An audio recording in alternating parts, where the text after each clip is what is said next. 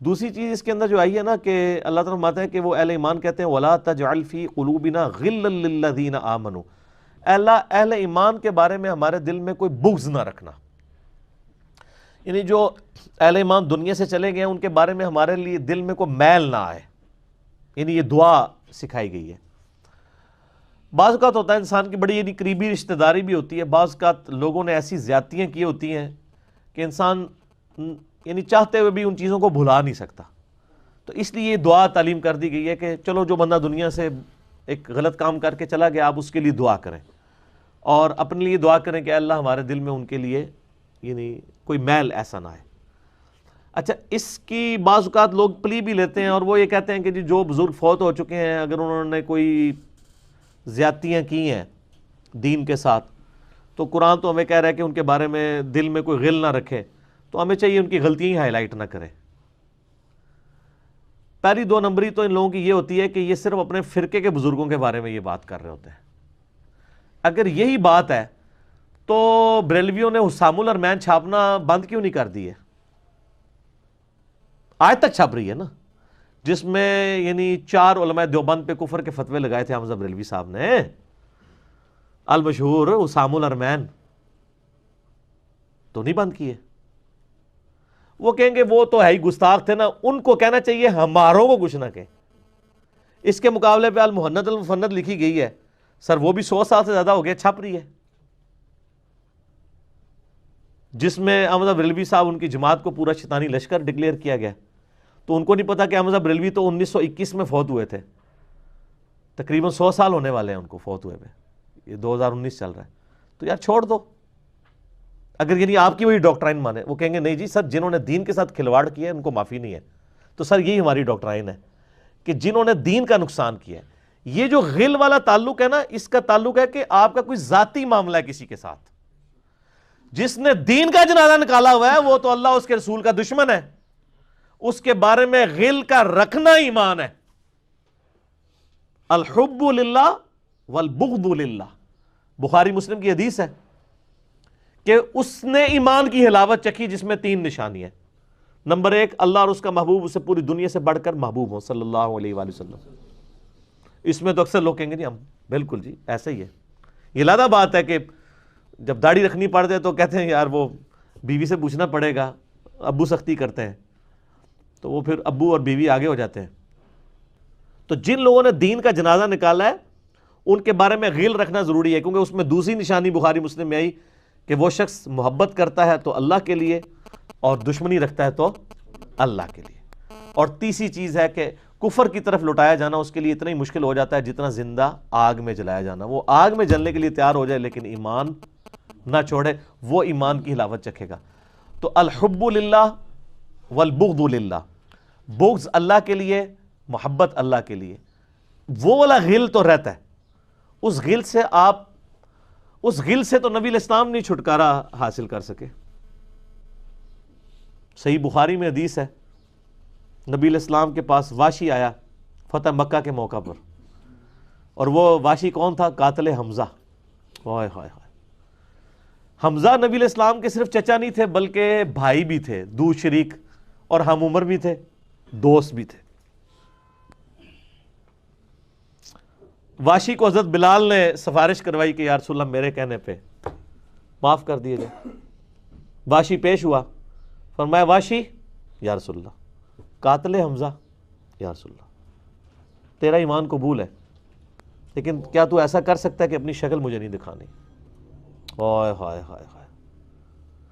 یہ وہ شخص ہے جو حریص علیکم بالمؤمنین رؤوف الرحیم ہے، لیکن چچا کے معاملے میں، اور وہ چچا ایسا نہیں جو صرف چچا ہی تھا، وہ دین کا مجاہد تھا، دین کے لیے کنٹریبیوشن تھی۔ اور فرمایا پوری زندگی پھر واشی سامنے نہیں آیا حضور کے، حالانکہ آپ کو تو اللہ نے گارنٹی دی ہے حریص علیکم بالمؤمنین رؤوف الرحیم، نبی الاسلام مومنین پر رؤوف بھی ہیں رحیم بھی ہیں۔ اب میں تھوڑی سی انجینئرنگ کرتا ہوں کہ انسان کو اپنے چچا سے زیادہ محبت ہوتی ہے یا اپنی اولاد سے؟ مطلب اس پہ تو کوئی دوسری رائے نہیں ہے۔ جن جن کے بچے ہیں، یعنی میرے بھی اپنے بچے ہیں، آپ میں سے بھی اکثر لوگ شادی شدہ بیٹھے ہیں، آپ خود انالیسس کر لیں، بلکہ اولاد تو بعض کا انسان کو ماں باپ سے آگے ہو جاتی ہے۔ تو جن لوگوں نے حضرت حمزہ کے ساتھ ظلم کیا اور ان کو قتل کیا، ان کا ایمان قبول نہیں کیا گیا۔ تو جن لوگوں نے حضرت حسین ابن علی کے ساتھ ظلم کیا یا حضرت علی ابن ابی طالب کو تکلیفیں دی ہیں جو حضور کے بچوں کی جگہ تھے، ان کے بارے میں آپ ایکسپیکٹ کر سکتے ہیں کہ نبی الاسلام کے دل میں ان کے بارے میں کوئی محبت کے جذبات ہوں گے؟ Not at all. حتیٰ کہ آپ دیکھ لیں مسند احمد میں تواتر سے وہ حدیث نقل ہوئی ہے کہ ابن عباس کہتے ہیں کہ ایک دوپہر کے وقت میں نے خواب دیکھا اور میں گھبرا کے اٹھ گیا اس خواب کی وجہ سے۔ میں نے دیکھا کہ نبی علیہ السلام جو ہے وہ پرانگدہ حالت ہے، بال بکھرے ہوئے ہیں، جسم پہ گرد پڑی ہوئی ہے، ہاتھ میں خون کی ایک شیشی ہے، اور میں نے کہا یا رسول اللہ میرے ماں باپ قربان آپ کی کیا حالت ہے؟ تو فرمایا کہ یہ حسین اور اس کے ساتھیوں کا خون ہے جو صبح سے میں کربلا میں سمیٹ رہا ہوں۔ اور یعنی یہ ایک اللہ کی طرف سے دکھایا گیا یہ تشبیہ، یعنی ایک لادہ سے ایک محکمہ خواب کے محکمہ بالکل الگ سے ہے۔ آپ مجھے خواب میں آئے تو آپ کو نہیں پتا ہوگا کہ آپ میرے خواب میں آئے ہیں، یہ اللہ تعالیٰ تمثیلاً دکھاتا ہے۔ اور نبی علیہ السلام کو خواب میں دیکھ رہا ہے کون؟ صحابی، تو وہ تو کنفرم ہے، بخاری مسلم حدیث ہے، جس نے مجھے خواب میں دیکھا میری شکل میں شیطان نہیں آ سکتا، اور وہ شکل صحابی کو تو پتا تھی، اور صحابی بھی عام نہیں، عبداللہ ابن عباس کہتے ہیں میں گھبرا کے اٹھا، میں نے وقت اور تاریخ نوٹ کر لی اور دن بھی، کئی ہفتوں بعد پتا چلا کہ اسی دن 10 محرم 61 ہجری میں حضرت حسین ابن علی کو شہید کیا گیا۔ تو حسین ابن علی کی وفات کے اوپر یہ ابن عباس کو خواب میں آنا حضور صلی اللہ علیہ وسلم نے انڈیکیٹر دے دیا نا۔ اسی حدیث کو نقل کر کے اسماعیل دہلوی، جس کو دیوبند اور اہل حدیث جو اس وقت پریکٹیکلی یعنی ایک سمجھ لیں کہ یزید کے ٹھیکیدار بنے ہوئے ہیں اس کے دفاع کے اوپر، ان کے مشترکہ امام ہے اسماعیل دہلوی، شاہ ولی اللہ دہلوی کا پوتا۔ اس نے جو کتاب لکھی ہے نا تقویت الایمان، جس میں گستاخیاں بھی ہیں، وہ اس کتاب کے اندر ہم نے اس کا جے پی جی بھی لگایا تھا، اس میں اس نے لکھا ہے کہ اس حدیث سے پتہ چلا کہ نبی علیہ السلام وفات کے بعد بھی اللہ کی جنتوں میں حسین کے قتل کی وجہ سے غم زدہ ہیں۔ اور اس نے بھی لکھا یزید پلید لفظ لکھا، وہ اس پوری کتاب میں جہاں جہاں لفظ استعمال کرتے ہیں یزید پلید استعمال کرتے ہیں۔ تو بعد میں سعودیہ ایران ٹسل شروع ہوئی تو یہ یزید کی وکالت کرنی شروع کر دی۔ اہل حدیث تو خیر اس وقت ناسبیت اور یزیدیت کا جھنڈا اٹھائے ہوئے ہیں، دیوبند میں کم لوگ ہیں ایز کمپیئر ٹو اہل حدیث، اور بریلویوں میں تو بہت ہی کم ہے۔ تو یہ میں آپ کو صرف ایک کمپیریزن بتا رہا ہوں کہ انسان کو اپنی اولاد سے جو محبت ہوتی ہے وہ تو آپ سوچ نہیں سکتے۔ ترمذی میں اور مسند احمد میں حدیث ہے، نبی علیہ السلام نے حضرت حسین کو اٹھایا ہوا ہے اور آپ فرماتے ہیں اللہ یہ میرے بیٹوں میں سے ایک بیٹا ہے، اے اللہ اس سے محبت کر جو اس سے محبت کرے، اس سے دشمنی رکھ جو اس سے دشمنی رکھے۔ ہم یہ پوچھتے ہیں کہ حسین سے دشمنی کس نے رکھی ہوئی ہے؟ ذرا پوائنٹ آؤٹ کریں نا، کیا یہ تھریٹیکل بات ہے؟ تھی نا دشمنی، آج تک ہے، اس زمانے میں بھی تھی، تو وہ ان لوگوں کو پھر ان کے ساتھ کیا معاملات ہوں گے؟ باقی واقعہ کربلا والا ریسرچ پیپر 5B پڑھ لیں تو آپ کو معاملات کلیئر ہو جائیں گے۔ تو یہ غل کے اوپر میں نے بات کی، اور اس کے اوپر بعض لوگوں جو ہیں وہ اس حدیث کے اندر تحریف بھی بعض لوگوں نے کی ہے، بعض لوگوں نے جان بوجھ کے کی ہے، بعض لوگوں نے انجانے کے اندر کیا ہے۔ یہ روایت المستدرک الحاکم میں بھی موجود ہے اور صحیح سند کے ساتھ، اور المصنف ابن ابی شیبہ کے اندر بھی موجود ہے کہ مولا علی علیہ السلام جو ہیں وہ ان کے پاس حضرت طلحہ کا بیٹا آیا، عثمان ابن طلحہ، تو آپ اس کو جب ملتے ہوئے آپ نے نا سورہ حجر کی وہ آیت پڑھی کہ جو اہل ایمان کے دلوں میں ایک دوسرے کے بارے میں غل آ جائے گا نا، قیامت والے دن اللہ تعالیٰ ان کے دل سے وہ غل دور کر دے گا، پھر وہ جنت میں آمنے سامنے بیٹھے ہوئے ہوں گے تختوں کے اوپر، ٹیک لگائے ہوئے تکیوں کے اوپر۔ تو انہوں نے کہا کہ میں اللہ سے امید کرتا ہوں کہ یہ آیت میرے، طلحہ اور زبیر اور عثمان ابن عفان، ان 3 بندے اور چوتھا میں، یہ آیت ہمارے بارے میں ہے کہ اللہ تعالیٰ ہمارے دلوں میں جو ایک دوسرے کے لیے میل آ گیا قیامت والے دن وہ دور کر دے گا اور ہم ایک دوسرے سے راضی ہو جائیں گے۔ ظاہر ہے مطلب وہ تکلیفیں تو پہنچی تھی نا حضرت علی کو، مطلب کئی لوگوں سے تکلیف پہنچی، بل آپ نے ان کو ایک کلین چٹ دے دی کہ میں اللہ سے امید کرتا ہوں کہ ان لوگوں کے بارے میں یہ آیات ہے کہ اللہ تعالیٰ ہمارے دلوں میں ایک دوسرے کی نفرت ختم کر دے گا، جو اگر دنیاوی وجہ سے، دنیاوی طور پر کسی دینی وجہ سے آئی ہے۔ تو یہ غل کا لفظ وہاں پہ بھی استعمال ہوا ہے۔ اب ڈاکٹر اسرار صاحب رحمہ اللہ تعالیٰ، چونکہ ان کی حدیث کی فیلڈ نہیں تھی، انہوں نے یہ جب سورہ ہجر کی آیات آئیں، اس پہ میرا مسئلہ نمبر 116C بھی ریکارڈڈ موجود ہے، انہوں نے نا اس میں حضرت معاویہ کا نام بھی لے دیا کہ میں اللہ سے امید کرتا ہوں یہ میرے اور معاویہ کے بارے میں ہوگا۔ نا، وہ نام لیے ہی نہیں ہے، آپ خود سے نہ داخل کریں۔ حضرت معاویہ کو حضرت علی نے نہیں معاف کیا، پوری زندگی معاف نہیں کیا، کیونکہ ان کی وجہ سے خلافت کا نظام ٹوٹا تھا۔ حضرت طلحہ تو میدان جنگ سے چھوڑ کے چلے گئے تھے، جب عمار ابن یاسر کو دیکھا کہ وہ سامنے ہیں تو انہوں نے کہا عمار کو تو باغی جماعت قتل کرے گی، وہ چھوڑ کے چلے گئے۔ تو مروان نے ان کے گھٹنے میں تیر مارا، مستدل حاکم میں آتا ہے، اور وہ شہید ہو گئے۔ حضرت زبیر وہ صحابی ہیں یعنی جو نبی علیہ السلام کے بہادر ترین اصحاب میں سے، 12 بندے غزوہ احد میں حضور کے ساتھ رہ گئے تھے 700 میں سے غزوہ احد کے اندر، ان میں سے ایک حضرت زبیر بھی تھے، اور یہ تلوار کمال کی چلاتے تھے، اکیلے میدان جنگ میں آگے چلے جاتے تھے۔ بخاری میں آتا ہے کہ ان کا بیٹا عبداللہ ابن زبیر کہتا ہے کہ میرے باپ کے 2 شانوں کے درمیان اتنا بڑا زخم تھا جو ہیل اپ ہو گیا تھا، لیکن پھر بھی گڑا پڑا ہوا تھا، میں پورا ہاتھ اس میں داخل کر لیتا تھا، اور وہ زخم ان کو احد کے موقع پہ لگا تھا۔ ٹھیک ہے، اور پھر جنگ، اسی حدیث میں بخاری کے آتا ہے کہ جنگ یرموک کے موقع پر لوگ یعنی لیڈر کے اوپر چل رہے ہوتے ہیں، تو حضرت زبیر بھی ایک اسکواڈ کو لیڈ کر رہے تھے، تو لوگوں نے کہا حضرت آپ آگے جائیں، انہوں نے کہا جب میں آگے جاؤں گا تو میرے ساتھ کوئی نہیں آگے جا سکے، تو وہ اکیلے گھوڑے کو انہوں نے جو ہے وہ ایڑی لگائی اور رومن امپائر کی یعنی فوج کے اندر گھس گئے، اور کوئی بھی ان سے لڑنے کے لیے تیار نہیں ہوتا تھا، اتنی بہادری تھی ان کے اندر، لیکن جنگ جمل میں حضرت علی کے مقابلے پہ آ گئے۔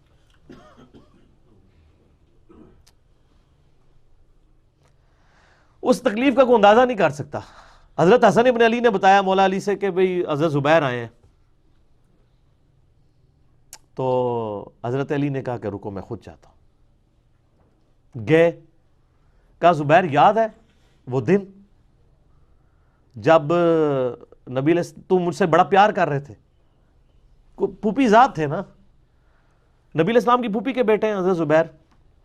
بن عوام رضی اللہ تعالیٰ عنہ، تو حضور نے تم سے ایک بات کہی تھی کہ تم علی سے اتنی محبت کرتے ہو، ایک دن آئے گا کہ تم تلوار لے کے علی کے خلاف کھڑے ہو جاؤ گے۔ تو تم نے کیا کہا تھا کہ یا رسول اللہ میں علی کے خلاف کھڑا ہوں گا؟ فرمایا ہاں، تم اس وقت ظالم ہو گئے۔ تو حضرت زبیر جو ہیں وہ ان پہ غشی طاری ہو گئی، گھوڑے کو یعنی وہ حضرت علی کا پھر سامنا بھی نہیں کر سکے، میدان جنگ سے واپس چلے گئے۔ تو بعد میں حضرت علی کے فوجیوں میں سے ایک بندے نے جا کے پیچھے ان کو دھوکے سے قتل کر کے تو لا کے تو سر حضرت علی کے سامنے رکھا، تو حضرت علی نے کہا کہ زبیر کے قاتل کو میں دوزخ کی بشارت دیتا ہوں، کیونکہ زبیر جنتی تھا۔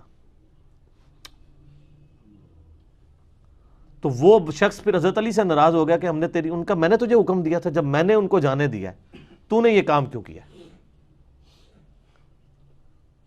تو وہ پھر خارجی ہو گیا۔ اور یعنی یہ وہ محبت تھی، وہ جہاں محبت تھی وہ نظر آتی تھی۔ ظاہر ہے کہ ایک بندے کی ایک غلطی سے اس کی پوری زندگی زیرو سے ملٹیپلائی نہیں ہو جاتی ہے، جس نے اتنا کچھ دین کے لیے کنٹریبیوٹ کیا ہو، کبھی نہیں ہو سکتا ایسے۔ حضرت علی کو بھی اس بات کا پتہ تھا۔ بہرحال یعنی اللہ تعالیٰ ان سے راضی ہو، اسی لیے نبی علیہ السلام کی اس حدیث یعنی وہ حضرت علی کے اس قول کو حضرت علی فٹ کیا کرتے تھے حضرت زبیر، طلحہ اور حضرت عثمان ابن عفان پہ رضی اللہ تعالیٰ۔ باقی آپ میرا کربلا والا ریسرچ پیپر پڑھیں تو آپ کو پتہ چلے گا کہ کتنی یعنی مشکل وقت حضرت علی نے اپنی خلافت میں دیکھا ہے اس حوالے سے۔ یعنی مصنف ابن ابی شیبہ میں آپ کے مخالفین کی لاشیں بھی ہیں، ان پہ بھی حضرت علی گریہ کر رہے ہیں، ایک ایک کی لاش اٹھا کے اس کو صاف کر رہے ہیں۔ حضرت طلحہ کا بیٹا تھا محمد بن طلحہ، اس کی لاش دیکھی تو رو پڑے حضرت علی، حالانکہ وہ مخالفت میں لڑنے آیا ہوا تھا۔ پھر حضرت حسن سے کہا کاش میں جنگ جمل سے 20 سال پہلے ہی مر گیا ہوتا، میں یہ دن نہ دیکھتا۔ ایک ایسا شخص جس نے 8 سال کی عمر میں اسلام قبول کیا، جس نے اسلام کو 0 سے 3 براعظموں میں پھیلتے ہوئے دیکھا، اور اب اس کو بڑھاپے میں یہ دن دیکھنے پڑ رہے ہیں کہ اس کے سامنے اسلام کا شرازہ بکھر رہا ہے، کہ مسلمانوں سے لڑ رہے ہیں، ایک ایک جنگ میں 8-8 10 ہزار لوگ، جن میں مرنے والے صحابہ ہیں حضور کی تربیت یافتہ، جو ایک آواز کے اوپر حضور کی لبیک کہنے والے تھے، شیر و شکر تھے آپس میں. آپ اندازہ کر سکتے ہیں. اسی لیے حضرت علی جو ہیں وہ یعنی کوفے میں شہر سے باہر آپ کو پتہ ہے کنویں ہوا کرتے تھے، اکیلے جا کے کنویں پہ بیٹھ کے رویا کرتے تھے کہ اللہ اس امت کے ساتھ کیا ہو گیا. کوشش کرتے رہے، اینڈ رزلٹ یہ ہے کہ وہ خلافت کا نظام. اسی لیے مصنف ابن ابی شیبہ میں آتا ہے کہ آپ نے فجر اور عشاء کی نمازوں میں قنوت نازلہ پڑھی، اللہم علیک بمعاویہ و اشیاعہ، اے اللہ معاویہ اور اس کے شیعہ کو برباد کر، علی اور اس کے عمرو بن عاص اور اس کے شیعہ کو، ابا سلمی اور اس کے شیعہ کو، قیس اور اس کے شیعہ کو برباد کر. باقی احادیث میں آپ علیہ السلام نے جو بشارت کر دی تھی، سنن سعید کبریٰ کے اندر حدیث موجود ہے، حاکم کے اندر، کہ نبی علیہ السلام نے حضرت علی سے ایک دن فرمایا تھا، اے علی، اگلی امتوں میں سب سے بڑا بدبخت وہ تھا جس نے قوم عاد کی اونٹنی کو قتل کیا اور اس کے بعد عذاب آ گیا. میری امت کا سب سے بڑا بدبخت وہ ہوگا جو تیرے سر کے خون سے تیری داڑھی کو رنگ دے گا. اور وہی ہوا ہے. اور اس کے بعد پھر دیکھیں امت ایک جگہ جمع نہیں ہوئی ہے. حضرت علی ایک آخری کوشش تھے، اور جن لوگوں نے اس وقت ساتھ نہیں دیا پھر ان کو دنیا میں اس کا خمیازہ بھگتنا پڑا ہے. عبداللہ بن عمر نے بیعت نہیں نہ کی تو صحیح بخاری اٹھا کے دیکھیں، عبداللہ بن عمر کو آل امیہ نہیں قتل کروایا، حجاج بن یوسف نے زہر آلود نیزہ مروا دیا. اور حاکم کے اندر مجموع الزوائد کے اندر موجود ہے، حضرت عبداللہ بن عمر آخری عمر میں کہا کرتے تھے، کاش میں اس وقت علی کا ساتھ دیتا اور یہ خلافت کا نظام تو بچ جاتا. کیونکہ کئی لوگ بیچ میں نیوٹرل ہو گئے تھے جو پھر ساتھ نہیں دیا، تو اس کی وجہ سے پھر حضرت علی کے چونکہ اب پاس اتنی مین پاور نہیں تھی کہ اس سسٹم کو سنبھال سکتے، بال پھر وہ شہید ہو گئے اور پھر معاملات آگے. خیر بات کہاں سے کہاں نکل گئی، کیونکہ یہ اس کے ساتھ غل کا لفظ تھا تو یہ غل کے لفظ کو ایڈریس کرنا ضروری تھا. تو آج ہم جب جنگ جمل صفین نہروان کو ڈسکس کرتے ہیں تو یہ کوئی غل والی بات نہیں ہے، یہ وہ چیزیں ہیں جو ایک ریالٹی ہیں. اور وہ اگر یہ غل والی بات ہے تو نبی علیہ السلام کے دل میں بھی نعوذ باللہ غل تھا، مولا علی کے دل میں بھی غل تھا، ایسا نہیں تھا. وہ دین کی حمیت کہلاتی ہے، اس کو غل نہیں آپ کہتے.